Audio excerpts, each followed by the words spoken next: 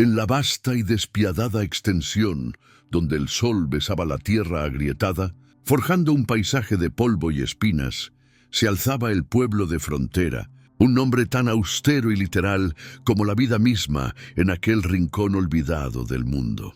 Era un lugar tallado a base de necesidad y desconfianza, un puesto fronterizo donde las almas errantes venían a morir o a reinventarse sin término medio. Fue a este crisol de esperanzas rotas y futuros inciertos a donde llegó Catalina Morales, una mujer cuya existencia misma era un puente entre dos mundos. Su piel, del color del cobre bruñido por el sol, y sus ojos, oscuros y profundos como la noche del desierto, delataban su herencia mestiza, una verdad que en Frontera no era un blasón de honor, sino una marca de otredad.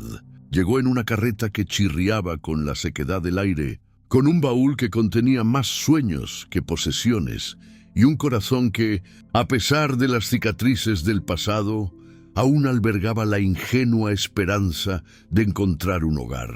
El viento, seco y caliente, fue el primero en darle la bienvenida, levantando el polvo del camino para cubrirla con el manto áspero de su nueva realidad.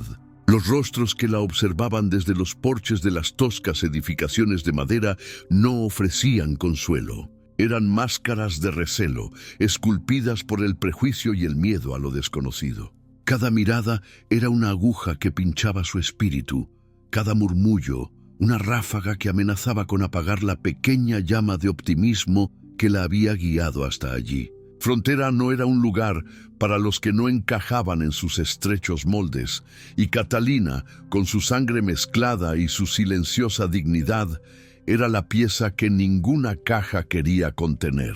La primera pieza de este intrincado rompecabezas humano ha sido colocada, pero el juego de destinos apenas comienza a revelarse. Si quieres descubrir cómo un alma solitaria puede desafiar el odio de todo un pueblo y encender una chispa de cambio en la tierra más árida, deja tu like para fortalecer esta travesía y suscríbete para no perderte ni una sola de las pruebas que el destino le tiene preparadas a Catalina. El rechazo fue inmediato, un muro invisible pero impenetrable que se erigió a su alrededor desde el momento en que sus botas tocaron el suelo polvoriento de la calle principal. Las mujeres del pueblo apartaban la mirada, sus labios apretados en una fina línea de desdén, mientras los hombres la observaban con una mezcla de curiosidad lasciva y desprecio apenas disimulado. Buscó trabajo, pero las puertas se le cerraron en la cara con excusas tan endebles como la madera de la que estaban hechas. No necesitamos ayuda, decían, aunque sus negocios languidecieran por falta de manos. La clientela es particular, insinuaban otros, dejando que la palabra particular colgara en el aire, cargada de un veneno que todos entendían. Catalina era la personificación de la frontera misma, una línea viviente entre el mundo de los colonos y el de los nativos, y en aquel pueblo la gente prefería las líneas claras y las divisiones profundas. Ser mestiza era ser de ninguna parte y de todas a la vez, una condición que generaba una desconfianza visceral. La veían no como una mujer, sino como un presagio, una encarnación de los conflictos que bullían más allá de los límites del pueblo, en las vastas y salvajes tierras que ellos intentaban domar. Su soledad se hizo palpable, un eco que la seguía por las calles vacías de afecto. Comía sola, caminaba sola y dormía sola, con el murmullo constante del prejuicio como única y amarga compañía. Forzada a los márgenes de una sociedad que se negaba a aceptarla, Catalina encontró su único refugio en la soledad impuesta. A las afueras del pueblo, donde los dominios del hombre comenzaban a ceder ante la indómita naturaleza del desierto, encontró una cabaña abandonada. Era una estructura humilde, casi un esqueleto de madera carcomida por el tiempo y el sol, pero para ella representaba un santuario. Con sus propias manos remendó el techo, tapó las grietas de las paredes con barro y paja y barrió el polvo de años de abandono. Poco a poco aquel lugar olvidado cobró vida, convirtiéndose en un reflejo de su propia resiliencia. En medio de su aislamiento, una única luz de bondad brilló en su dirección: el Padre Miguel, el anciano sacerdote de la pequeña iglesia del pueblo. Un hombre cuya fe no estaba contenida entre las paredes de su capilla, sino que se extendía hacia los desamparados. Él la visitaba discretamente, llevándole no solo alimentos y medicinas, sino también palabras de aliento que eran un bálsamo para su alma herida. «La ignorancia es un suelo árido, Catalina», le decía con su voz suave y cansada, «pero hasta en el desierto más yermo una flor puede nacer». Gracias a él, aprendió a sobrevivir, a reconocer las plantas comestibles del desierto, a encontrar agua donde parecía no haberla y, lo más importante, a no permitir que la amargura echara raíces en su corazón. Un día, la necesidad la obligó a regresar al corazón del pueblo. Sus provisiones se habían agotado y debía comprar harina y sal en la tienda general, el epicentro de la vida social de Frontera. Al entrar, el murmullo de las conversaciones se detuvo abruptamente. Todas las miradas se clavaron en ella, cargadas de un juicio silencioso. Mientras esperaba su turno, un hombre corpulento y con el rostro enrojecido por el alcohol se acercó a ella. «Mira lo que trajo el viento», espetó, su aliento apestando a whisky barato. «Una mestiza. ¿Qué vienes a buscar aquí? ¿Problemas?» Catalina lo ignoró, manteniendo la vista fija al frente, su rostro una máscara de calma que ocultaba el temblor de sus manos. Pero el hombre no había terminado. Cuando ella se acercó al mostrador para pagar, él le arrebató el pequeño saco de harina de las manos y lo arrojó al suelo. La tela se rasgó y el polvo blanco se esparció por el sucio piso de madera, una nube pálida que pareció absorber toda la luz de la estancia. «Aquí no servimos a tu clase», gruñó el tendero, un hombrecillo de ojos pequeños y crueles, alineándose con el agresor. Las risas ahogadas de los otros clientes fueron como bofetadas. Sin decir una palabra, con la dignidad hecha jirones, Catalina se dio la vuelta y salió de la tienda, dejando atrás no solo la harina derramada, sino también la última pizca de esperanza que le quedaba de ser aceptada. Aquella humillación pública fue el cerrojo final que la encerró en su exilio autoimpuesto. Fue en la profundidad de su aislamiento, en esa soledad que se había convertido tanto en su prisión como en su fortaleza, donde el destino tejió el primer hilo de un tapiz que cambiaría todo. Se aventuraba cada vez más lejos en el desierto, buscando la paz que el mundo de los hombres le negaba. Conocía las formaciones rocosas, el lenguaje del viento entre los cactus y el vuelo silencioso de las águilas. En una de esas incursiones, bajo un sol implacable que hacía vibrar el aire, un sonido débil y lastimero llegó a sus oídos. Al principio, pensó que era el llanto de un animal herido, pero había una nota de humanidad en él que la hizo detenerse. Siguió el sonido con cautela, moviéndose entre las rocas ocres y la maleza espinosa hasta que lo vio. Acurrucado a la sombra de un peñasco, yacía un niño. Su piel oscura, su cabello negro y lacio y las modestas prendas de cuero que vestía no dejaban lugar a dudas.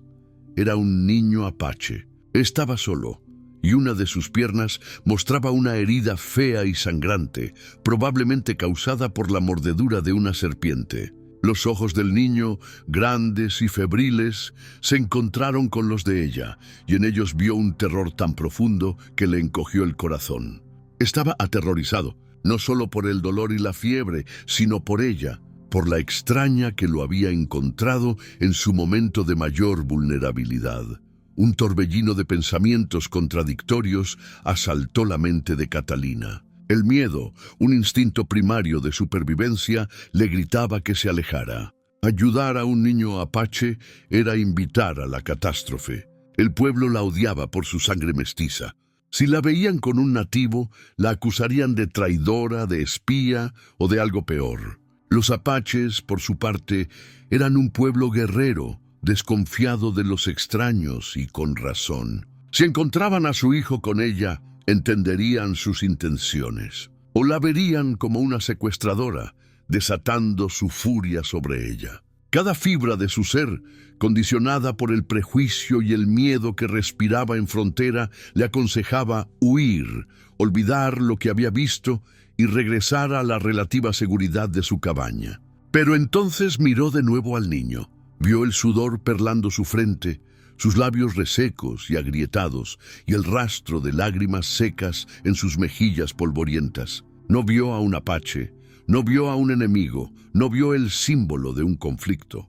Vio a un niño, pequeño, asustado y al borde de la muerte. Y en ese instante, la compasión, esa fuerza poderosa y a menudo irracional, aplastó todas sus dudas y temores. No podía dejarlo allí para que muriera. Su propia experiencia de rechazo y sufrimiento había labrado en ella una empatía profunda, una incapacidad para dar la espalda al dolor ajeno. Con una decisión que nacía de lo más hondo de su alma, se arrodilló junto a él, ignorando el peligro, y eligió el camino de la piedad. Con una delicadeza que contradecía la rudeza del paisaje, Catalina comenzó a cuidar al niño. Lo levantó en brazos, sorprendida de lo poco que pesaba, y emprendió el arduo camino de regreso a su cabaña. Cada paso era un esfuerzo, bajo el sol abrasador y con la carga preciosa y febril en sus brazos. Una vez en su refugio, lo depositó con cuidado en su propio lecho, el único mueble cómodo de la humilde morada. Lo primero fue atender la herida. Con los conocimientos de herbolaria que el padre Miguel le había enseñado, preparó una cataplasma de hierbas que sabía que ayudarían a extraer el veneno y a combatir la infección. Limpió la herida con agua fresca de su pozo y aplicó el ungüento, mientras el niño la observaba con ojos grandes y desconfiados, demasiado débil para protestar. Durante días, su vida giró en torno a él.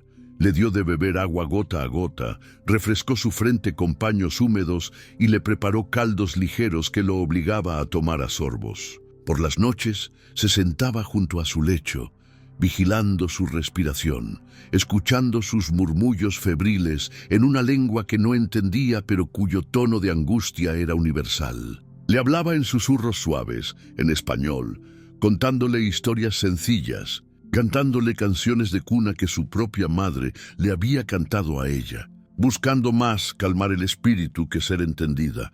A medida que la fiebre cedía, el miedo en los ojos del niño comenzó a ser reemplazado por la curiosidad. Observaba cada movimiento de Catalina, la forma en que avivaba el fuego, en que amasaba el pan, en que remendaba su ropa. Ella le sonreía, una sonrisa genuina y cálida que él no había visto en ningún rostro que no fuera de su propia gente. Un día, ella le ofreció una pequeña figura de madera que había tallado, un pájaro con las alas extendidas. Él dudó, pero finalmente extendió su mano y la tomó. Fue el primer gesto de confianza, un puente diminuto pero sólido, construido sobre un abismo de miedo y prejuicios. Ella aprendió su nombre, Ayana, que en su lengua significaba flor, y él comenzó a responder a su presencia no con recelo, sino con una incipiente familiaridad. Empezaron a comunicarse a través de gestos, de sonrisas, de un lenguaje sin palabras que solo dos almas solitarias podían entender.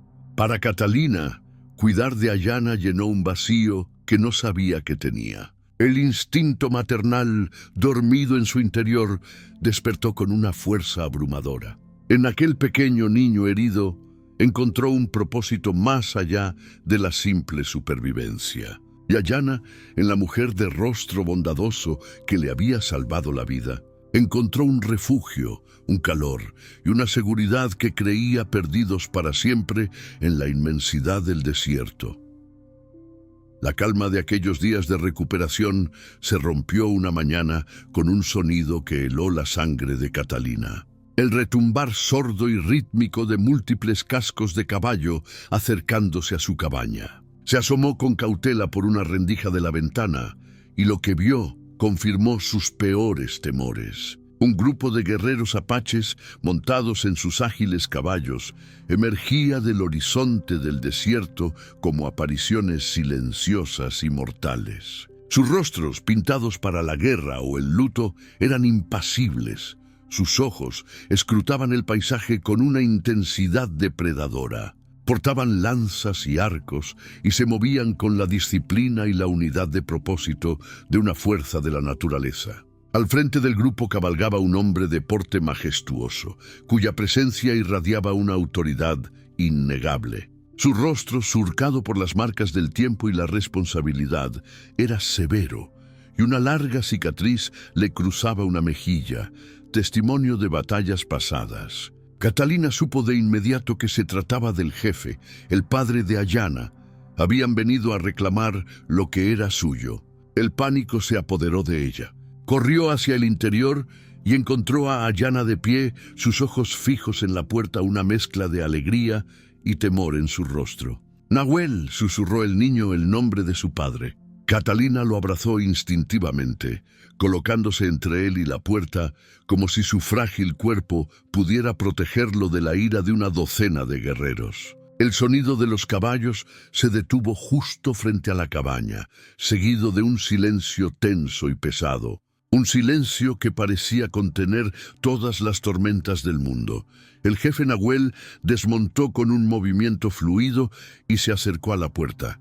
No la forzó, no gritó, simplemente esperó. Con el corazón martilleándole en el pecho, Catalina tomó la decisión más difícil de su vida. Abrió la puerta lentamente. Se encontró cara a cara con el líder apache.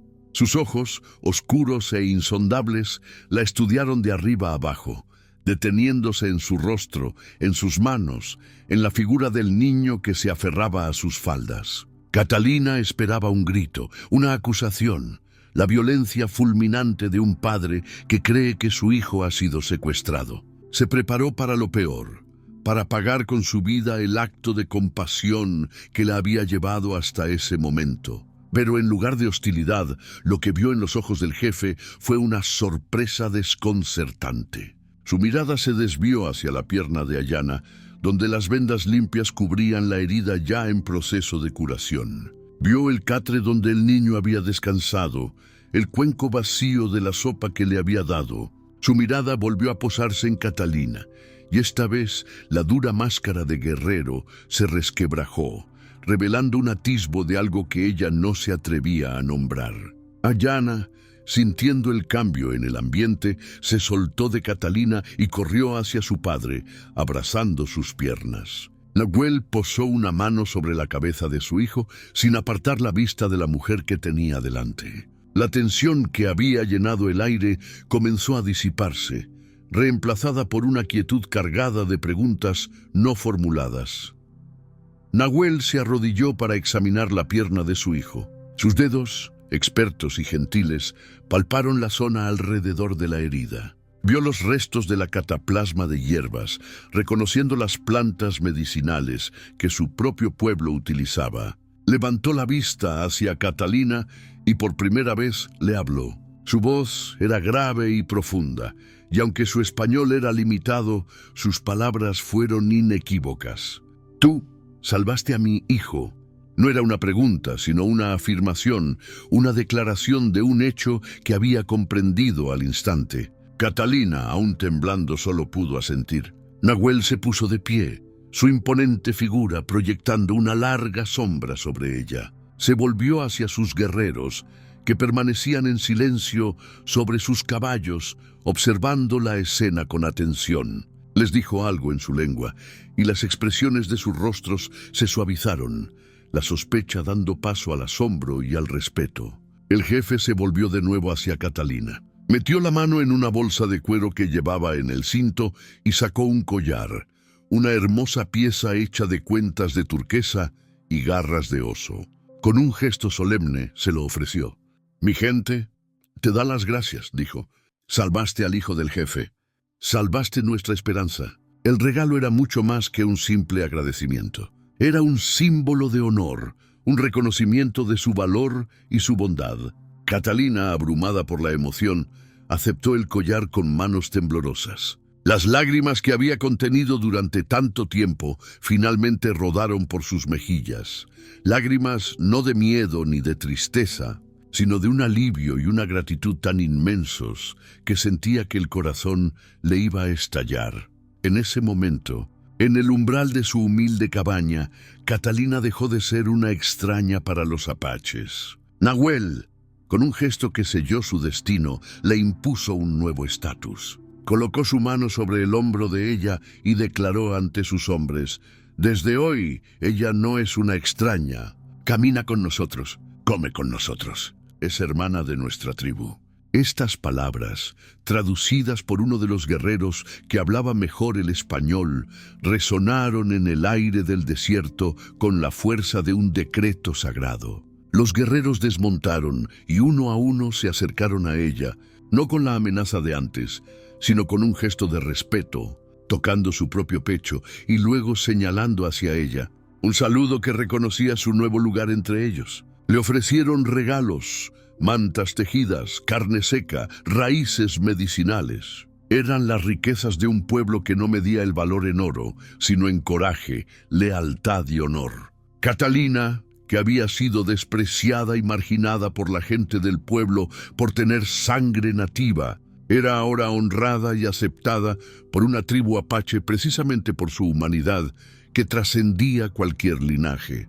Se sentaron a compartir una comida improvisada frente a su cabaña, rompiendo el pan que ella misma había horneado. Ayana, ya sin rastro de miedo, se sentaba entre ella y su padre, uniendo los dos mundos con su simple y feliz presencia. Era una imagen surrealista, la mestiza solitaria rodeada de feroces guerreros apaches, compartiendo una paz que Frontera nunca le había ofrecido. La partida de los apaches fue tan silenciosa y repentina como su llegada. Desaparecieron en el horizonte, dejando a Catalina sola de nuevo, pero transformada. El collar de turquesas en su cuello era un recordatorio tangible de que no estaba completamente sola en el mundo. Sin embargo, su interacción con la tribu no había pasado desapercibida. Un cazador del pueblo, que se había aventurado más lejos de lo habitual, había presenciado toda la escena desde la distancia, oculto tras unas rocas. Regresó a Frontera a toda prisa, con una historia tan increíble que al principio nadie le creyó. Hablaba de la mestiza, de un ejército de apaches rodeando su cabaña y de un desenlace que desafiaba toda lógica. No hubo violencia, no hubo un ataque, sino una especie de ceremonia pacífica. El rumor se extendió como un reguero de pólvora, distorsionándose y magnificándose con cada boca que lo repetía. Algunos decían que era una bruja que había hechizado a los salvajes. Otros, que era una espía, que estaba conspirando con ellos para atacar el pueblo. Pero una tercera versión, más silenciosa pero persistente, comenzó a tomar forma. Una versión que hablaba de un niño herido, de un acto de bondad y de la gratitud de un pueblo guerrero. La imagen de Catalina comenzó a cambiar en la mente colectiva de Frontera. Ya no era solo la mestiza solitaria y despreciada.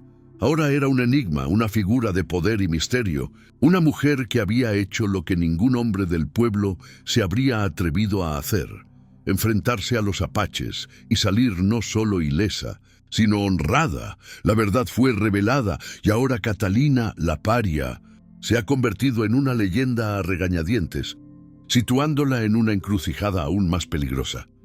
La percepción del pueblo ha sido sacudida, pero el prejuicio es una bestia difícil de matar. Quiero saber tu opinión. Si estuvieras en el lugar de los habitantes de Frontera, ¿qué pensarías ahora de ella?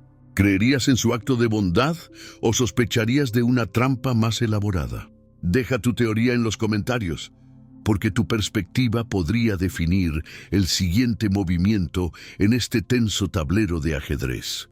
Fue el Padre Miguel quien dio voz y credibilidad a la versión más noble de los hechos. El domingo siguiente, desde el púlpito de su modesta iglesia, el sacerdote pronunció un sermón que resonó en las conciencias de todos los presentes. No mencionó a Catalina por su nombre al principio, pero todos sabían de quién hablaba. Habló de la parábola del buen samaritano, de la compasión que no conoce fronteras ni razas, del coraje que se encuentra en los actos de bondad más silenciosos. Luego, con una voz que se elevó por encima de los murmullos, miró directamente a los rostros de sus feligreses, a las mismas personas que habían rechazado y humillado a Catalina, y dijo: «Hay entre nosotros un alma que ha demostrado más cristiandad en un solo acto de piedad que muchos de los que se sientan en estos bancos en toda una vida. Mientras nosotros construíamos muros de odio y desconfianza, ella construyó un puente con la única herramienta que la verdadera fe nos da: el amor al prójimo. Juzgamos la piel y olvidamos el corazón. Tememos al extraño sin ver que a los ojos de Dios, los únicos extraños son aquellos con el corazón cerrado a la compasión». Sus palabras cayeron como piedras en un estanque en calma, creando ondas de vergüenza y reflexión. Defendió públicamente el carácter de Catalina, relatando su propia experiencia con su bondad y su espíritu resiliente. El sermón del Padre Miguel no borró el prejuicio de la noche a la mañana, pero plantó una semilla de duda, obligando a la gente del pueblo a confrontar su propia hipocresía. Entre los que escucharon el sermón del sacerdote se encontraba Thomas Whitman, el maestro de escuela de frontera. Era un hombre diferente al resto, un recién llegado del este, lleno de ideales sobre la educación y el progreso. Thomas no compartía los prejuicios arraigados de la comunidad. Veía el mundo a través de los libros y de una curiosidad insaciable por la naturaleza humana. La historia de Catalina y los apaches lo había fascinado desde el principio, y las palabras del Padre Miguel no hicieron más que avivar su interés. No veía a una bruja ni a una traidora, sino a una mujer de una valentía y una integridad extraordinarias. Movido por un deseo genuino de entender, decidió hacer lo que nadie más se había atrevido: acercarse a ella. Unos días después, tomó el camino que llevaba a la cabaña de Catalina. Llevaba consigo un par de libros y una cesta con pan recién horneado y mermelada, una ofrenda de paz y buena voluntad. La encontró afuera, reparando una pequeña cerca.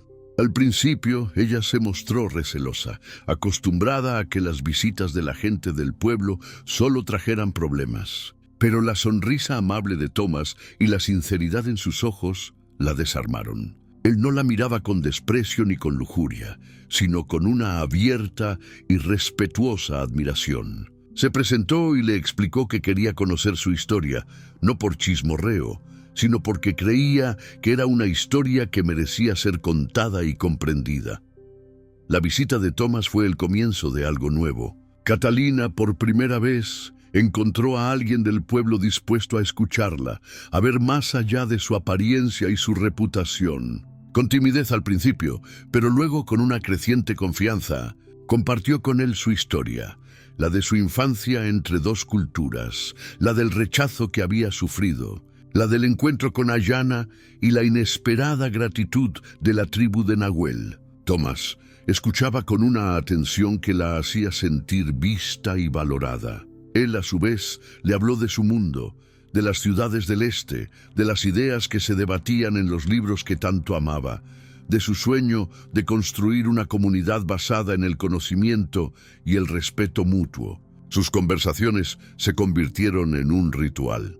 Él la visitaba regularmente, y cada visita era un intercambio no solo de historias, sino de mundos. La barrera de la desconfianza se fue desmoronando, dando paso a una conexión profunda. Pero no fueron los únicos puentes que se construyeron. Unas semanas después, un pequeño grupo de mujeres apaches, enviadas por Nahuel, llegó a la cabaña de Catalina. No venían como guerreras, sino como emisarias de paz. Traían consigo conocimientos ancestrales, y su visita se convirtió en un fascinante intercambio cultural. Las mujeres apaches enseñaron a Catalina los secretos de la medicina natural del desierto, las propiedades curativas de plantas que ella hasta entonces había considerado simple maleza. Le mostraron cómo encontrar pigmentos en las rocas y las flores para teñir telas, y cómo curtir el cuero hasta dejarlo suave como la seda. A cambio, Catalina compartió con ellas sus propias habilidades. Con su aguja e hilo, les enseñó técnicas de costura que ellas desconocían, cómo crear patrones más complejos y cómo remendar la ropa para que durara más. Las tardes en la cabaña se llenaron de risas y de una comunicación que iba más allá de las palabras. Se sentaban juntas, sus manos ocupadas en tareas diferentes pero complementarias, unidas por un vínculo de sororidad que trascendía sus diferencias culturales. Tomás a menudo se unía a ellas, no para interferir, sino para observar y aprender, maravillado por la facilidad con la que aquellas mujeres, que deberían haber sido enemigas según la lógica de la época, compartían sus vidas y sus saberes. Aquella pequeña cabaña en los márgenes de frontera se había convertido en un microcosmos de lo que la sociedad en su conjunto podría llegar a ser. Un lugar de encuentro, de respeto y de enriquecimiento mutuo. El aroma de las hierbas medicinales se mezclaba con el del guiso en el fuego y el sonido de las distintas lenguas se entrelazaba en una melodía de armonía inesperada. En medio de este florecimiento de entendimiento cultural, también floreció algo más íntimo y personal. La admiración que Tomás sentía por Catalina se fue transformando en un afecto profundo. Se enamoró de su fuerza, de su resiliencia, de la bondad que emanaba de ella a pesar de todas las heridas que el mundo le había infligido. Veía en ella no solo a una mujer valiente, sino a un alma hermosa y sabia. Por su parte, Catalina encontró en Tomás el respeto y la aceptación que siempre había anhelado. Él no intentaba cambiarla ni moldearla. La amaba por ser exactamente quien era, un puente entre dos mundos. Su amor nació de las largas conversaciones, de las miradas compartidas sobre el fuego, del respeto mutuo por la inteligencia y el carácter del otro. Era un amor tranquilo y sólido, construido sobre los cimientos de la amistad y la admiración. Paseaban juntos por el desierto al atardecer, mientras él le recitaba poesía y ella le enseñaba los nombres de las estrellas en la lengua de su madre. Su relación se convirtió en un secreto a voces en frontera. Algunos lo veían como una traición, la confirmación de que el maestro de escuela se había vuelto salvaje. Pero para otros, cada vez más, era un símbolo de esperanza, la prueba viviente de que el amor podía derribar las barreras más altas. El romance entre el maestro del pueblo y la hermana de los apaches era la manifestación más personal y poderosa de la unión que había comenzado con un simple acto de piedad. Nahuel, y fiel a su palabra, decidió que el honor otorgado a Catalina no debía permanecer en el secreto del desierto, sino que debía ser proclamado ante el mismo pueblo que la había despreciado. Un día, sin previo aviso, la tribu apache en pleno, no como una partida de guerra, sino como una delegación de paz, marchó hacia frontera. Hombres, mujeres y niños, ataviados con sus mejores galas, entraron en el pueblo en una procesión solemne y colorida. El pánico inicial de los habitantes se transformó en un asombro mudo cuando se dieron cuenta de que no venían a atacar, sino a celebrar. En el centro de la plaza, Nahuel pidió la presencia de Catalina. Ella, acompañada por Tomás y el padre Miguel, salió a su encuentro nerviosa, pero con la cabeza alta. Ante la mirada atónita de todo el pueblo, Nahuel realizó una ceremonia para honrarla públicamente. Habló en su lengua, mientras uno de sus hombres traducía de la valentía y la compasión de Catalina, de cómo su acto había salvado a su linaje y había demostrado que la bondad no tiene color de piel. Le entregaron regalos preciosos, mantas ceremoniales, cerámica finamente trabajada y un caballo blanco, el mayor honor que podían conceder. Los habitantes de frontera, los mismos que la habían humillado y rechazado, observaban en silencio la magnitud de su error y de la grandeza de Catalina cayendo sobre ellos con un peso abrumador. En el punto álgido de la ceremonia, Cuando el sol del mediodía bañaba la plaza y la atención de ambos pueblos estaba centrada en Catalina, Thomas Whitman dio un paso al frente. El aire se cargó de una nueva expectación. Se arrodilló ante ella, ante los ojos de los colonos y de los apaches, uniendo simbólicamente ambos mundos en su gesto. Tomó la mano de Catalina y con una voz clara y firme que resonó en el silencio de la plaza, le pidió que se casara con él. Catalina Morales dijo: «Me has enseñado el verdadero significado del coraje, la compasión y el amor. Has unido a nuestros pueblos con tu bondad. Permíteme unir mi vida a la tuya y caminar a tu lado para siempre». La propuesta tan pública y tan desafiante a todas las convenciones dejó a todos sin aliento. No era solo un hombre pidiéndole matrimonio a una mujer. Era el maestro del pueblo pidiéndole la mano a la mestiza que había sido despreciada, a la mujer que ahora era honrada por los apaches. Era una declaración de que el amor y el respeto estaban por encima de cualquier prejuicio.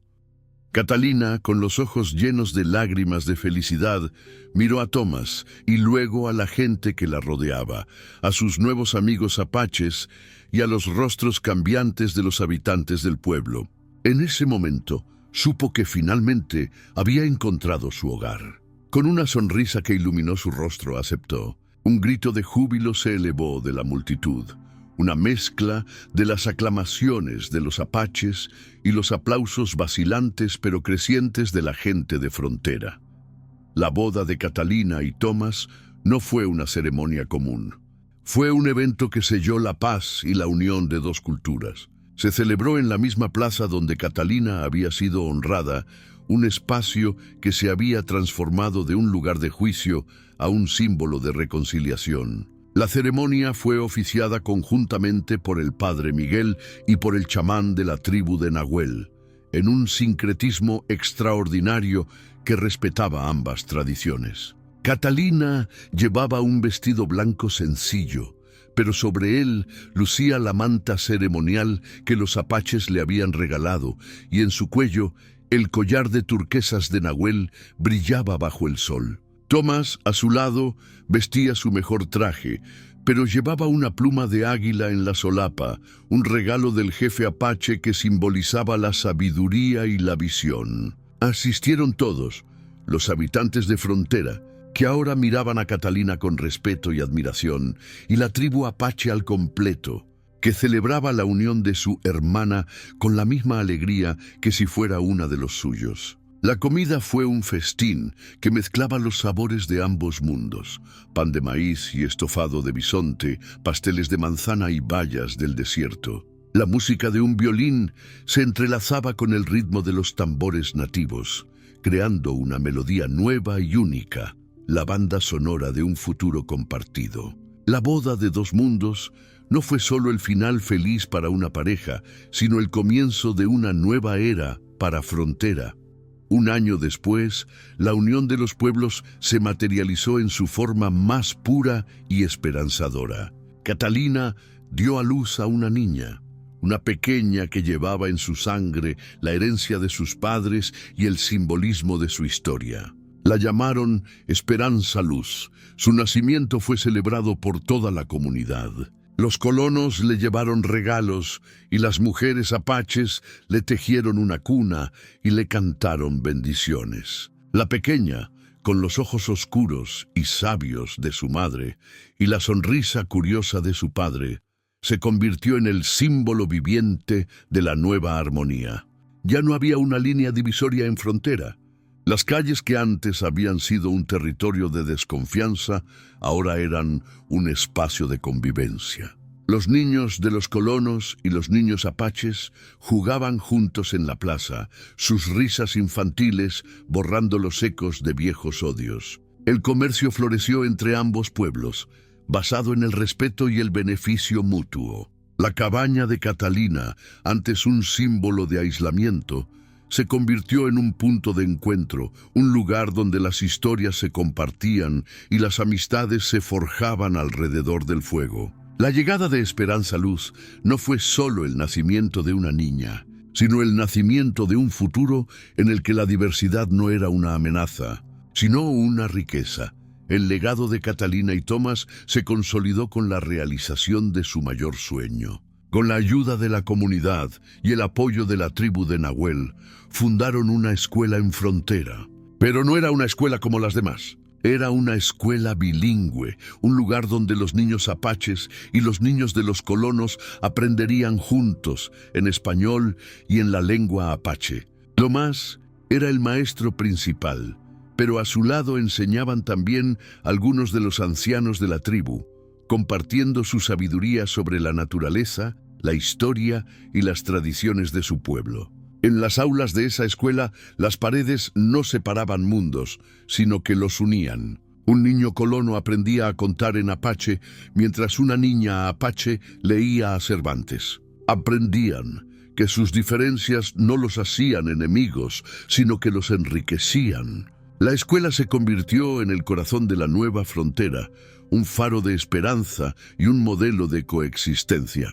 Fue el testamento final de cómo un solo acto de piedad, el rescate de un niño herido en el desierto, había desatado una cadena de acontecimientos que transformó el odio en respeto, el aislamiento en comunidad y el conflicto en una paz duradera, dejando un legado de entendimiento para todas las generaciones venideras. Y así, el viaje de Catalina, que comenzó en el polvo del rechazo, culmina en la construcción de un futuro compartido, un legado de esperanza llamado escuela. Si esta historia ha conmovido tu corazón y te ha hecho creer en el poder de la compasión para cambiar el mundo, la mejor forma de agradecérnoslo es compartiendo este video con un amigo que también adore las historias que nos inspiran a ser mejores. Suscríbete para ser el primero en saber de nuestra próxima aventura narrativa y haz clic ahora en el vídeo que está apareciendo en pantalla